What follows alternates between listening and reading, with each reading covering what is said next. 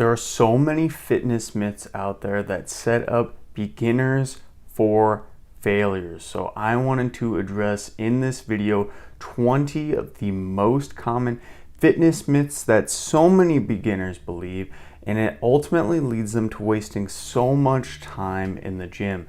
So make sure you stay until the end of this video because we got some great info. Go ahead and like this video and subscribe to the channel as well. If you are new here, we help individuals of all abilities improve their overall health and knowledge of the gym regardless of their current abilities in life. So for starters, let's look at a really common fitness myth that is all too common in our day-to-day life. And people often think that junk food is the reason why they're gaining weight, okay? And this is actually a huge myth. So does junk food really lead to weight gain? Well, the deal with junk food is that it is extremely high in calories, okay? So that's one of the big things. That's a kind of a red flag, right? It's also very low in satiety, or the ability to make us feel full. And they're also extremely easy to overeat. So you might be thinking, okay, this doesn't sound good at all. This sounds like it's incredibly difficult to maintain your weight when eating these foods. It seems like this is literally the sole reason I'm going to gain weight. Well, here's the deal. In moderation, junk food won't cause weight gain. And what I mean by this is that the calories are the king at the end of the day. So if it takes 2,000 calories, for example, for you to maintain your weight, right, and you eat 1,500 calories of junk food, guess what's going to happen? You're going to lose weight. Of course, you are going to lose a little bit of muscle mass, and you are also going to lose a little bit of strength as well, but you will ultimately lose weight. And that's kind of one of the big things I want to reiterate at the end of the day. You can eat junk food and you can eat these quote unquote not the best calories, not the best healthy of calories, and ultimately you will lose weight, okay? It doesn't matter what you're eating. Now, your body composition will be tremendously affected by this, but at the end of the day, you do you on whatever is comfortable and will help you reach your overall goals. So go ahead and have that Snickers bar. Don't feel too bad about it, but just realize you need to keep your calories in check. Like the video if that gave you some good value. On top of that, another myth that people always think is that healthy food will actually help you to lose weight. Now, let's dive into this. This is kind of similar to thinking that junk food is the sole reason why you will gain weight. So, healthy food. I thought this was going to help me burn a bunch of body fat. Well, here's the deal. Healthy food in itself isn't free of calories, right? It isn't just you can eat that salad, you can eat that chicken breast, and it just doesn't count in your overall body because it's healthy, right? You can still overeat on these calories. It's extremely hard to do, and a lot of people will notice that when they start eating quote unquote healthier, that basically they will lose weight. But it isn't because they're eating healthier, it's because the healthier foods are easier to monitor their weight on and not overeat on those calories. So let's think about this. If it takes 2,000 calories for you to maintain your overall body weight, and you're eating 2,500 calories of broccoli, you are in a 500 calorie surplus every single day. And if you do that every single day, you will, over time, gain weight. But I want you to think about trying to overeat on 2,500 calories of broccoli. Now, that is almost impossible. It's definitely not impossible, but I love broccoli. I'll be the one pounding broccoli. I eat a bag of frozen vegetables almost every night, usually being broccoli. And that's about 100 calories. So if I ate 15 bags of frozen vegetables of broccoli, I would probably explode and need to go to the emergency room immediately. So that's kind of one of the mechanisms behind why healthier food might actually help you to lose weight, right? It's usually very satiating, there's lots of nutrients in it, and it's essentially just extremely hard to overeat. Now, also too, some healthy food is better than others when it comes to weight maintenance. And this is strictly weight maintenance, not necessarily the overall nutrition it gives. But let's look at peanut butter versus chicken breast, for example. So peanut butter has 200 calories per a 2 tablespoon serving. Chicken breast, 4 ounces of chicken breast, I believe, has around 120 to 160 calories, depending on the source you get it from. So if you think about it, that tiny bit of peanut butter, 200 calories, or under 200 calories for a huge piece of chicken breast, which is going to give you more satiety and fill you up more. So both of these I would consider as fairly healthy foods, but the peanut butter will really make it tricky on you to lose weight overall. The chicken breast will make it much easier overall. So just consider at the end of the day that healthy food can help you to lose weight, but not all healthy food is created equal as well. So if you learned something new from that section, go ahead and give this video a like if it provided you some good value.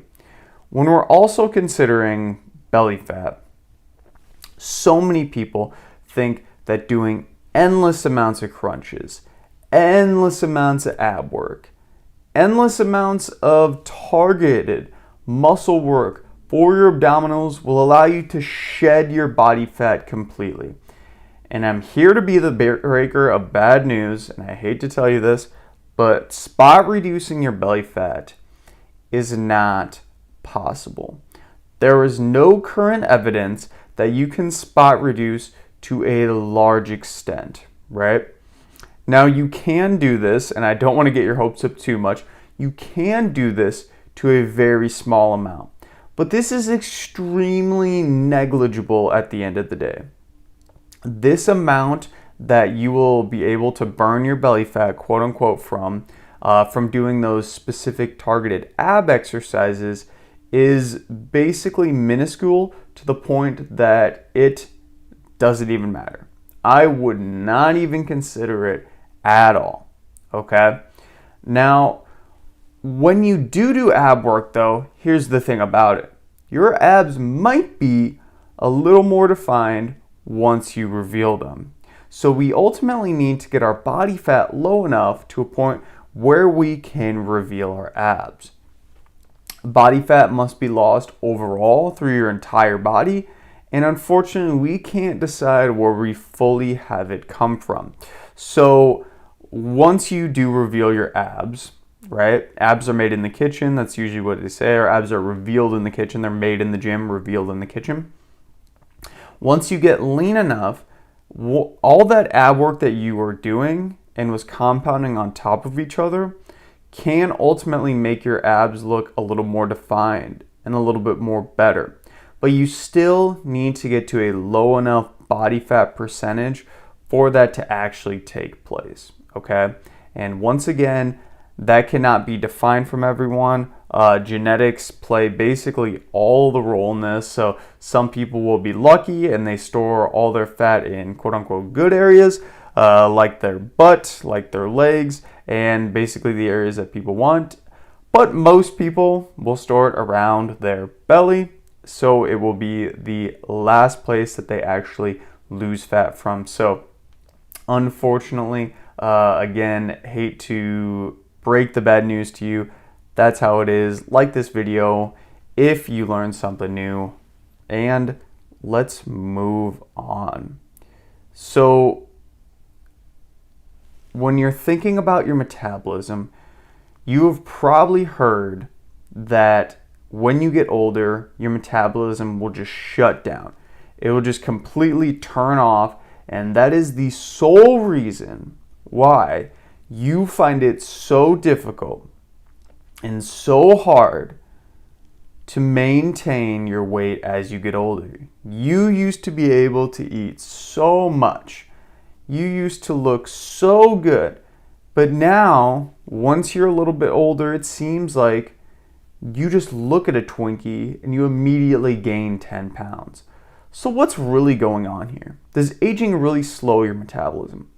Well, the deal behind aging is that when people age, they typically become extremely less active, okay? So this does two things. One, it burns less calories in the immediate term. If you're not going out and playing sports and going out and lifting weights, right, and just doing all this physical activity, you ultimately are just going to be burning less calories overall. So that's red flag number one. Red flag number two is that you're going to be losing muscle mass. And muscle mass is extremely metabolically active at rest. So essentially what that means is that when you lose your muscle, you are losing your body's ability to burn extra calories when you are sitting and doing nothing. Both of these in tandem is what leads to gaining a lot of weight.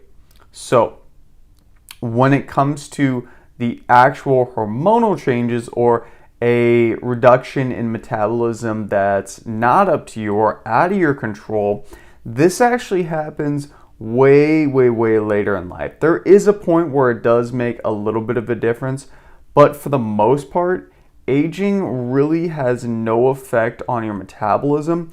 It's usually the fact that when people get older, they either retire, they don't have as many formal responsibilities, so they're not moving, they're not as active as much, and of course, all of those things together in culmination will lead you to losing muscle, burning less calories, and unfortunately gaining weight.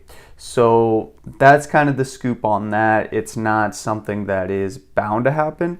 It could happen though, so that's why it's important to make sure you are sticking to your overall physical activity and wellness routine. So when we're also considering the best ways to burn fat, you may think that cardio is needed. You may think that cardio is the best way to burn fat overall.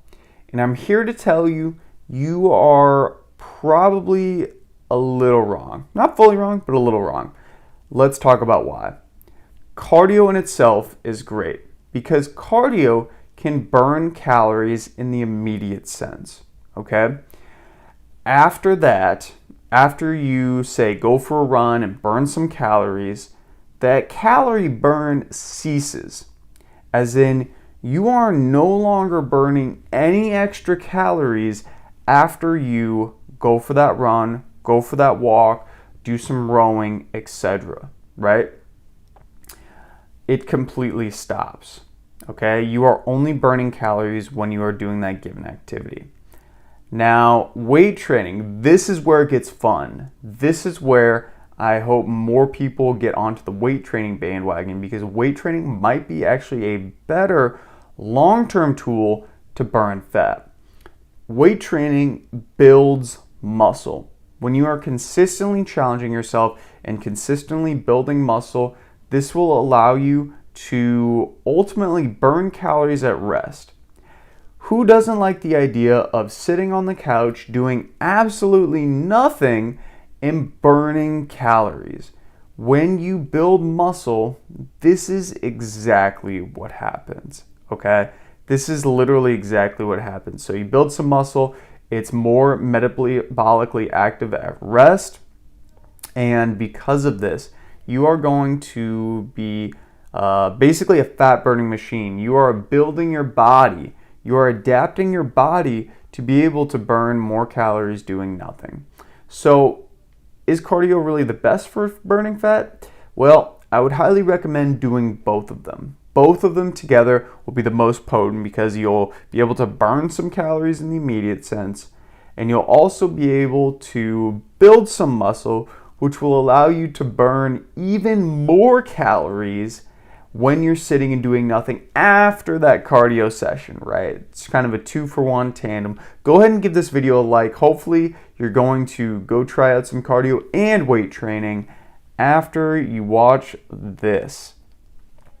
When we're also considering building muscle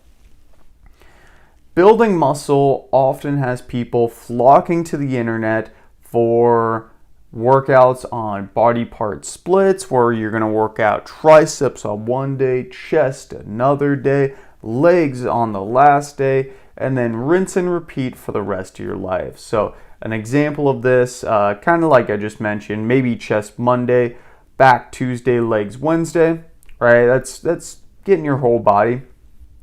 Are these really the best use of your time when you are in the gym? Now, body part splits can be okay for muscle growth. When it comes to building the most amount of muscle, we need about 10 to 20 sets a week per muscle for growth. 10 sets is of course going to be the minimum. If you are a more advanced lifter, you're probably going to need upwards to 20 sets per week of that muscle to grow. And the thing about body part splits is that you are usually doing a lot of isolation exercises, okay? So this would be like doing like tricep extensions to work your triceps. You might be doing some chest flies to work your chest. And when you are doing these types of movements, it's very hard to get a lot of overall volume for a lot of different muscles. This is why body part splits are sometimes a little bit trickier to do versus just doing more compound lifts in your overall workout routine. So if you think about it, when you are doing chest flies, for example, you are only working your chest muscles, right? You're only working your chest muscles. When you are doing a bench press, you are working your chest, you're working your triceps, and you are also working your shoulder muscles as well. So when you look at it, you're doing one exercise, being the bench press, and you are hitting 3 different muscles out of that 10 to 20 sets a week per muscle that we need. Versus if you just did the chest flies, you are only going to be doing, right, 3 sets for chest. So this is why I highly recommend to make sure you have enough compound exercises into your workout routines if you are ultimately trying to maximize muscle growth and doing those body part splits, because a lot of times it's extremely difficult to get enough volume for you overall for a long period of time. So just something to consider for yourself. You can do your chest, back, and legs routine, right? Just make sure you are getting enough volume, and if you're only doing isolation exercises especially, that's going to make it very, very difficult for you to get the most amount of volume. So adding in those compound exercises will make that tremendously easier for you. Now, when looking at different exercise routines, you may think that you need to train to failure to get the most out of your workout. You need to be pushing it day in and day out. You need to be almost feeling like you might throw up after your workout. And I'm here to give you some good news in that this does not have to be the case at all. And in fact, most workouts, when it comes to the gym, you should have a couple reps left in the tank. When you are finishing most of your workouts, you should feel like you can go out of the gym and have a little bit more left in you. You shouldn't feel like you have spent everything. Most of our workouts, we are trying to provide a stimulus to grow versus completely annihilating the overall muscle, okay? So when we provide that stimulus, when we provide a reason for our muscle to grow, that's the reason it will grow. It doesn't grow because we do so much work that we're literally forcing it. We're literally saying, hey, I'm gonna work you so hard, like grow, right? That's not how it works. You just need a little bit of stress, a little bit of stimulus, and then when you recover through proper diet, nutrition, sleeping well, right, managing your stress, that's when the muscle growth happens. That's when the building happens, right? So when it comes to training to failure, though, you might be thinking, okay, but I feel like some exercises are a little easier than the other. Can I train those to failure? Yes, 100%. So isolation exercises, these are exercises like bicep curls, leg extensions. They're basically only working one specific movement, okay, or one specific muscle. Now, these exercises you likely can take to failure a lot more. There's less systemic fatigue on your overall body, so when you take exercises like this to failure, right, your muscle and your body is able to recover a lot easier. Compared to compound movements like squats, back squats, deadlifts, for example, these are all exercises that I recommend for most of your workouts to stay within the 6 to 8 RPE scale. And RPE simply stands for rate of perceived exhaustion. So it's basically a scale of 1 to 10. 1's the easiest, 10's the hardest. You should be staying within 6 to 8 on a difficulty scale for most of your sets when we're talking about compound movements like squats, like deadlifts, bench press, etc. Now, this isn't to say you can never push yourself. You absolutely should push yourself. But again, most of those compound movements, most of the sets of the compound movements are going to be in that having a couple reps in the tank versus those isolation ones. You can take them more to failure and it's not really going to matter. At the end of the day, though, just realize you don't need to train to failure. You can still get really good results from leaving a few reps in the tank, whether it's isolation or compound exercises. This just gives you a different perspective on training to help you realize that at the end of the day, you don't need to kill yourself. You do not need to feel like you are going to be throwing up after every routine, because that would not be enjoyable. So a lot of people will come up to me after doing a workout routine and say, I just started this routine, I'm getting so many results, right? This is perfect. This is the routine, right? I think literally everyone can benefit from this. Or maybe they just saw something online and they're like, I just found this 30-day shred routine. It's perfect. It worked great for me. So the truth about your quote-unquote perfect exercise routine is that it is not perfect at all. Is there really a perfect routine? Absolutely not. And let's talk about why that is. Everyone adapts differently to different stimuluses and different stresses. Everyone has different goals, right? Different goals in whatever they want to achieve for fitness. And everyone also has different preferences on what they enjoy doing when it comes to the gym and when it comes to working out.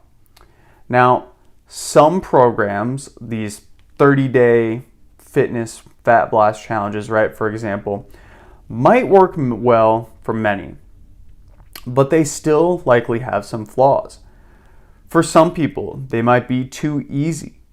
For some people, they might be too boring. And they might also need specific equipment that you may not currently have, okay? So when it comes to having a perfect exercise routine, there's no one size fits all. There are some pros and cons. There are some good things and bad things. So at the end of the day, you need to realize this is all about finding what works for you. And maybe finding one of those 30-day fitness challenge routines, finding what you like about it, finding what you don't like about it, and being able to tweak it to your specific goals and have it something that you enjoy for a very long period of time, because that's what's ultimately going to get you to keep with the program, keep with the routine, and get you lasting results. You are not going to get results on your workouts if you are simply not following it long term, right? So this perfect exercise routine, even if it's perfect to the point where it's getting you results, if you only do it for a month, it's not going to matter at the end of the day. So kind of find those different preferences and different tweaks for you in those workouts that will allow you to enjoy it the most for yourself. Oh man, you just started squatting and you think that your knees are gonna blow out, right? Your doctor told you not to squat, your friend told you to be careful, and squatting. Is this really bad for your knees? Well, squatting. Let's talk about what squatting is to begin with. Squatting in itself is simply bending the hips and your knees at the same time to lower your body to the ground, okay? So when I say that out loud, it doesn't sound inherently dangerous, right? You're just bending your hips and knees at the same time. Is that really dangerous? Well, the way most people squat and the reason why squatting can cause people some pain and issues is because squatting in itself, people do too much volume. People do too much volume right off the bat, right? They get into their workout routine and they literally are just doing a million squats, right? Their body's not used to doing exercise, their body's not used to doing these routines, and they do too much volume right away. On top of that, they might do too tough of an exercise. For example, maybe they just started working out just in general, and they really want to do back squats. So instead of learning how to do them properly and start with some bodyweight squats to lead into back squats, they just start doing a lot of back squats right away. And because they're not used to this exercise, because they're doing too much volume, this leads to a lot of overuse in the joints, and this can lead to a lot of pain, right? So it isn't the squat itself, it's usually the application of the squat and how people do it. So another thought experiments that you can kind of think about for yourself is sitting in a high chair. If I told you right now to sit in a chair that's a little bit higher than what you would normally sit in, would you come back to me and tell me that I'm gonna hurt myself or that's bad for my knees? Likely not. Why? It's because the application of that squat is within your realms. It doesn't hurt your knees to go to a high chair and stand back up tall. And in fact, it probably feels pretty good. This is how most people should be applying squats and should be doing squats in their workout routine. But unfortunately, so many individuals, when they are ultimately getting into their workouts, they see these fancy things online, they want to do a bunch of different exercises, and they just overdo it way too quickly versus learning the good technique, learning the movements, and just reteaching their body ultimately how to move properly again. That's going to be what we're trying to do at the end of the day with all these different things. So squatting will not hurt your knees as long as you are aware of your current capabilities and work within those current capabilities. Along the same lines, people will often tell me that their doctor told them to not deadlift because it will blow their spine into a million pieces and they will never be able to walk again. Their entire spinal cord will be severed and they will be paralyzed. So if you have a doctor telling you this, it's a good time to try to find a different doctor, okay? It's a good time to try to find a different doctor. Let's talk about deadlifting in itself. Deadlifting is simply bending over at the hip, right? So you're hinging, you're bending over at the hip while keeping your back nice and straight to get your body closer to the ground, to get your torso closer to the ground. So it isn't inherently dangerous, right? It isn't inherently dangerous to do this specific movement. But most people, when they're doing deadlifts, they do too much volume right away. So they learn the movement and they're thinking, oh my gosh, like this is great. I'm going to just crank out a bunch of these exercises every single day. Boom, boom, boom, no problem. On top of that, they might do too tough of an exercise. So a different variation where maybe it would have been good for them to start with a dumbbell deadlift, right? For example. But at the beginning, they do a full-blown deficit deadlift, which is extremely hard for a lot of individuals to do consistently. So when you pair these two together, pair these two things of doing too much volume all at one time and too tough of an exercise, which again, most people are doing this with deadlifting. They might also increase the intensity too high quickly, so doing too much load too fast. All of these things culminated together can lead to overuse and pain in your connective tissue, in your overall body, and can lead a lot of people to having back pain when they're doing deadlifts or after they do deadlifts, right? So let's think about this from a different sense. If I told you right now, I dropped a pencil on the ground over there, and I told you, go pick up that pencil for me. I'd say please, right? Hopefully I'm not going to be mean about it. Say, could you please pick up that pencil for me? You go down, bend over, pick up the pencil. What did you just do? You just deadlifted.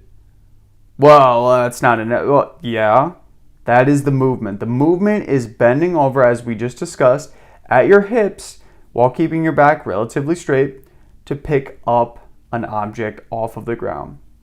When you are picking up that pencil off of the ground, that is exactly what you are doing. So did that cause you pain? No. Why?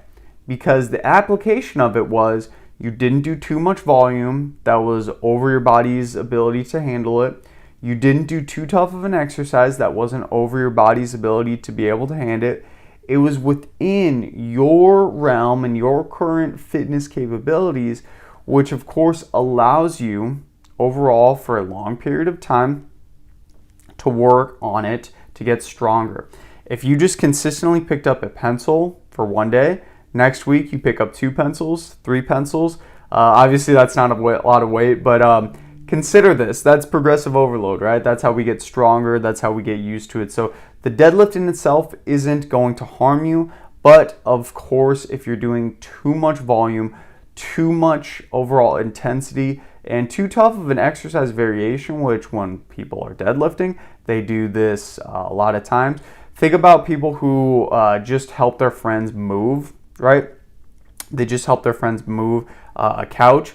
That is essentially a deadlift where you are carrying it. And a lot of people who do this are very inactive before they do that.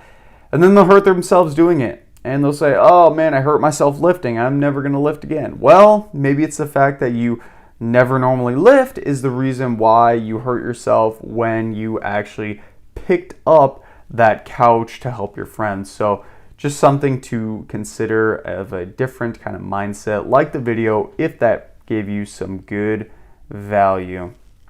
Now, when we are looking at different ways to work out, we might think that certain populations should not work out at all. So some of these special populations would be considered teenagers, pregnant individuals, maybe seniors, populations that are a little bit out of the quote-unquote general population field. Now, these special populations, teenagers, pregnant women, and seniors, and there's a lot of other ones, right? These are just a few prime examples. They can all benefit from weight training and workouts. They can all benefit. There just needs to be some specific concerns when you're looking at these given individuals.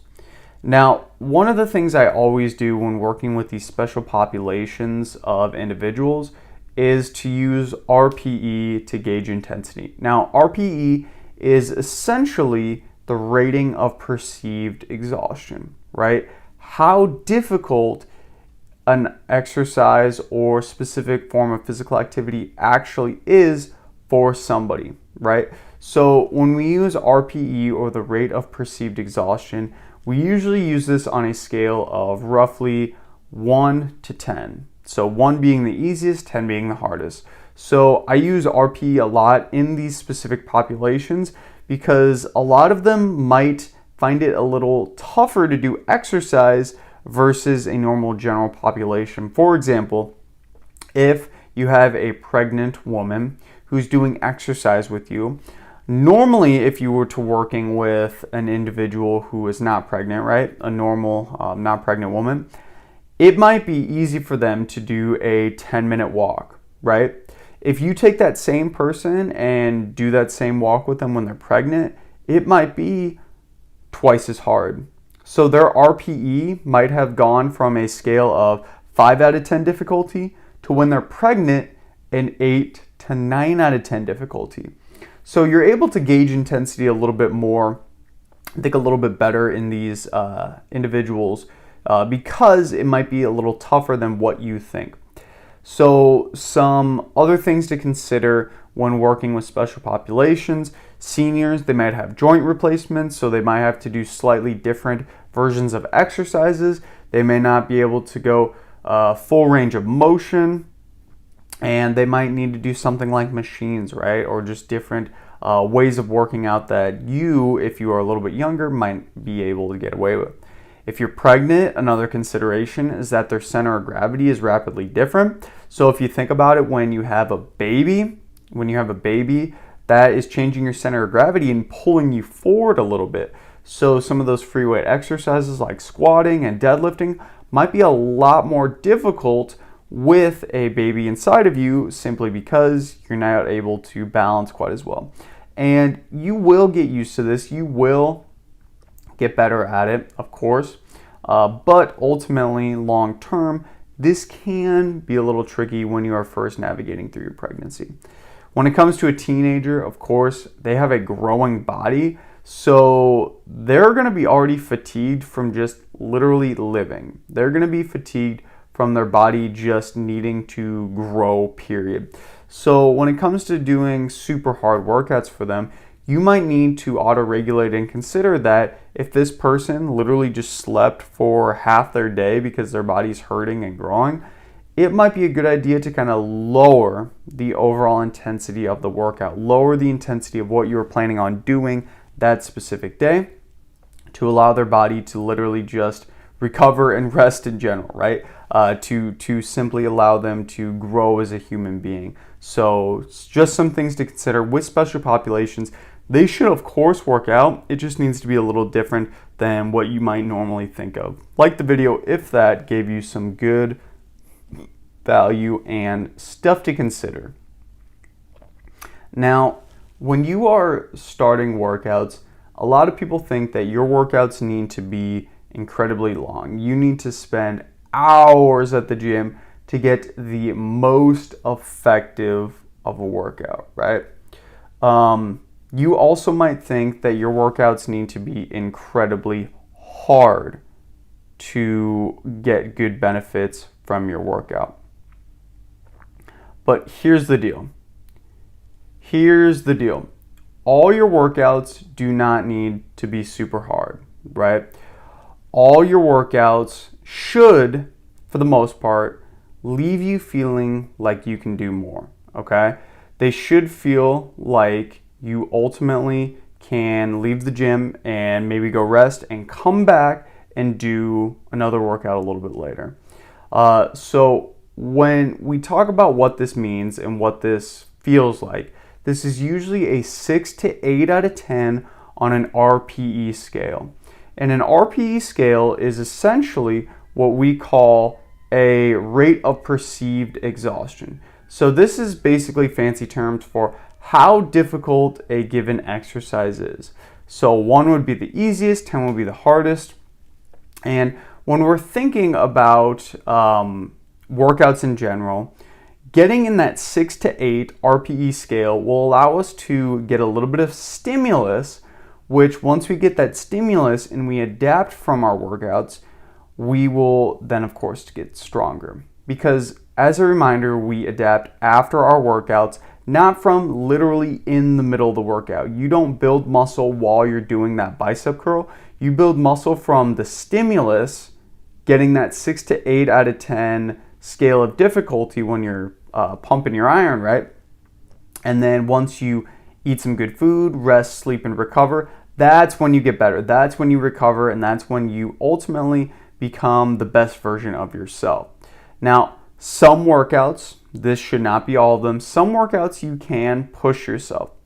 And some workouts you also should try to progress a little bit. So this should be a very small portion of your overall workouts. It should not be every single one of them, but some of them every once in a while, not only to see where your current fitness progress is, but also to give your body a little reason, a little shove, a little reason to say, hey, I'm here. I'm trying to continue to get better. I'm trying to get stronger. And if you don't give your body a reason to actively do that, guess what? It's not going to get stronger. So a small portion of your workouts, a very small portion of your workouts, once again, should be pushing yourself. Most of the workouts don't need to be super hard to be effective.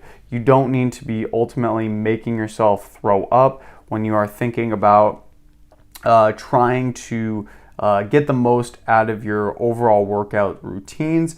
And for most individuals, you should probably be in that 6 to 8 out of 10 rep range scale. So on top of this, we might consider there being a special diet to losing weight. So a lot of people think that the vegan diet will be the best for them, or the carnivore diet is the best, or they saw something online that said the keto diet is 100% the best diet for them to lose weight and ultimately become the best version of themselves and keep that body fat off forever. Now, here's the deal with all these diets, and when you're thinking about a special diet to lose weight, calories are going to be king. So when it comes to the current research, any diet equated for overall calories will allow you to lose weight. If it takes 2,500 calories for you to maintain your current body weight, and you are eating vegan, you are eating carnivore, you are eating keto, maybe you're trying intermittent fasting, all of them will allow you to maintain your weight. If you're eating less than that, but still doing all those different specific exercises, you will also, guess what? Lose weight. So at the end of the day, it does not matter. It does not matter. What matters is adherence. So we need to ask ourselves which diet feels the least like dieting, because that's the one that's going to allow us to get that long-term lasting weight loss. That is what's going to get us to be healthy and be thin for a very long period of time and keep that weight off. So if the vegan diet feels great for you, it feels like you don't even aren't even missing anything, right? Do that. If keto feels great, if it feels like you can eat whatever you want, which a lot of people on keto feel that way, go for it. Just realize that at the end of the day, it's the calories that are going to dictate weight loss. The diet itself is kind of irrelevant. I'll give you my own personal example. I eat I would say 70 to 80% of my diet is pretty clean, pretty whole foods. I eat about 20% of my calories from, I would say, just straight up junk food. So I like ice cream, cookies, cakes, whatever at night. And because I've equated calories all these days, it doesn't matter, right? I haven't gained a bunch of weight because the diet itself doesn't matter, the calories matter. And when you're thinking of the calories, the whatever diet that allows you to maintain and control your calories the easiest, that's the one that I would highly recommend for you to stick to for lasting weight loss and ultimately achieving your fitness goals. So you might have seen a weight loss plan online. such as The Rock's, and you might immediately think, man, I'm going to do that weight loss plan because I'm going to look like him. So, will following these plans really allow you to lose weight and look like your favorite celebrity? Well, I've got some bad news. Celebrities and models, a lot of these individuals are genetically gifted. Genetically gifted to look good without lifting weights, and genetically gifted to look even better when they do lift weights. So they just have a ability to build muscle very easily. A lot of them also take anabolic steroids. They're getting paid a lot of money to do these films, to be a celebrity, etc., and whatever they do. So a lot of them will take steroids or use Photoshop or get plastic surgery. Basically, all these different things, when put together, will make them be a quote-unquote perfect human being, which is not something for most individuals that are very, it's not obtainable, right? It's not something that most people in normal society will be able to get to, unfortunately. On top of this, they also, with all those other things, they usually have optimal sleep, nutrition, stress management. They have people literally making their good, healthy meals for them. They have people telling them exactly what their workout should be. They have everything done for them. So their workout plan, if you look at it, it's a very small snapshot of what they're doing. And some celebrities might not even be doing that workout plan. So you might gain some benefit from the program, but you won't look exactly like them. So if they're doing, let's say, a 3-day-a-week full body program and they're recommending a high protein diet, you could do that exact same thing and you could not look like them at all because they might not be doing the program. They're probably genetically gifted. And of course, as we discussed, they could be taking steroids and a lot of other things. So go ahead and give this video a like if that gave you some insight on the people that are celebrities and kind of in the fitness scene that we look up to. For some reason, I wish we didn't quite as much. So another thing that people will also want to do is to try to work really hard to offset all that junk food that they eat. So can you really outwork out a bad diet? So the way I want to look at this is by giving an example. A 150-pound person running a 10-minute mile pace for 60 minutes will burn about 700 calories. This is an estimate, okay? One package of Pop-Tarts, so 2 total Pop-Tarts, one package of Pop-Tarts is 400 calories. 20 ounces of juice is 300 calories. So together, that's 700 calories, right? If you ate those things, that would take me probably like 2 minutes to eat, maybe even a minute to eat. That will completely offset that 1 hour run. So you tell me, can you outwork a bad diet? One package of Pop-Tarts, 400 calories, 20 ounces of juice, 300 calories. That's not a lot of food. That will not make you full at all. And it takes 60 minutes to burn 700 calories. It's extremely easy to overeat on calories. That's kind of the moral of the story here, is that we need to pay attention to our nutrition because it can get very out of hand very quickly. And the thing I want to remind you is that abs are revealed in the kitchen.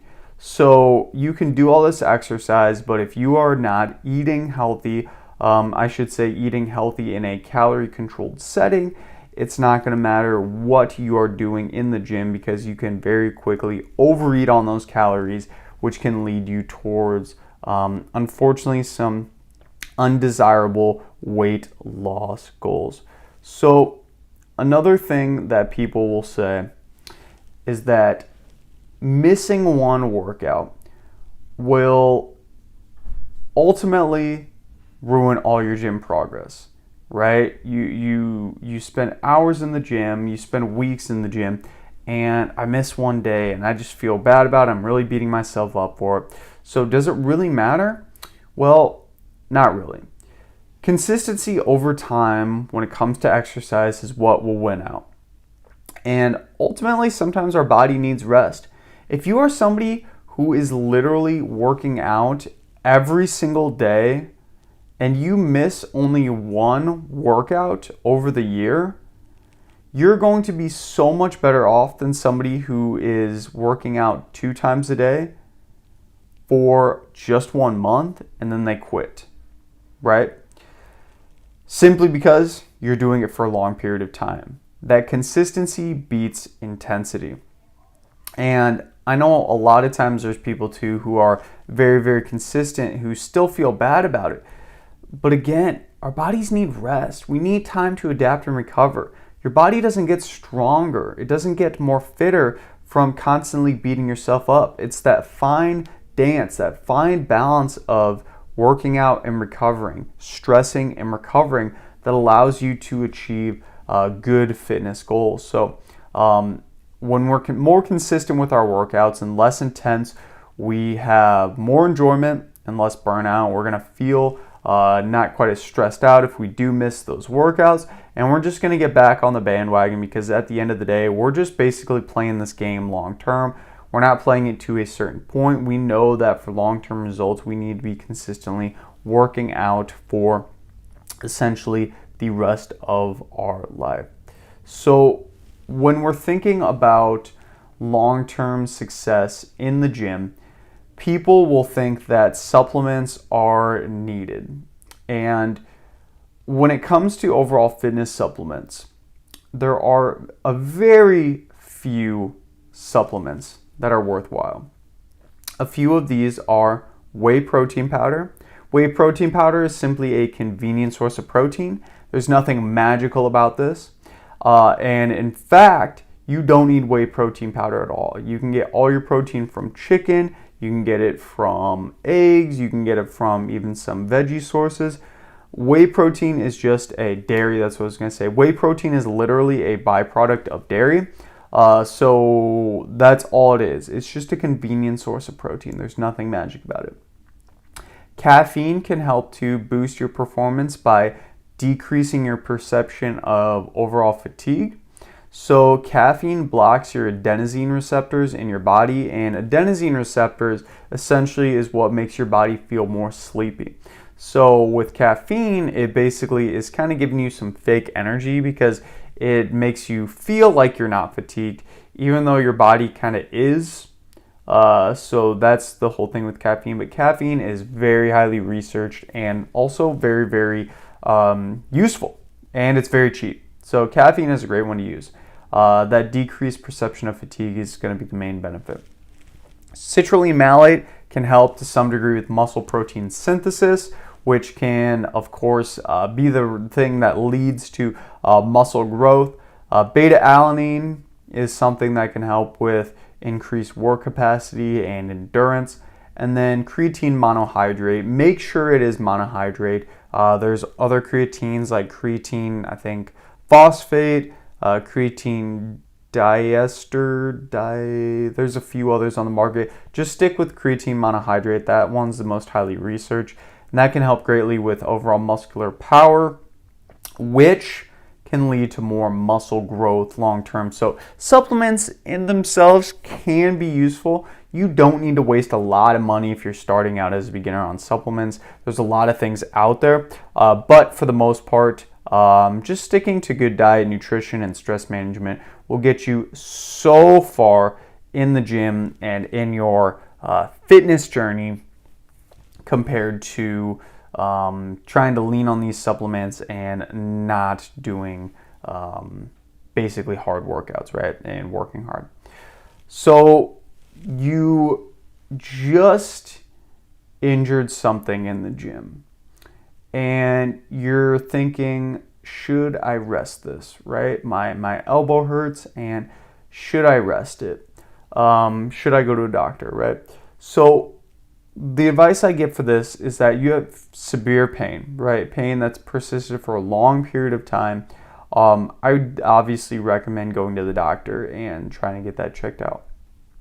But if it's a small nagging pain, something that would be considered sort of like tendinitis or tendinopathy, I would recommend trying to get as much physical activity as you can tolerate without pain.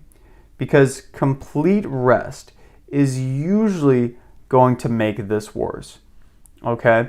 Usually complete rest will make this much, much worse because that area will become tight, it will become restricted, and when that becomes restricted, it's just causing so much more tightness and basically pain signals to be sent to that specific area. So we're trying to do a small amount.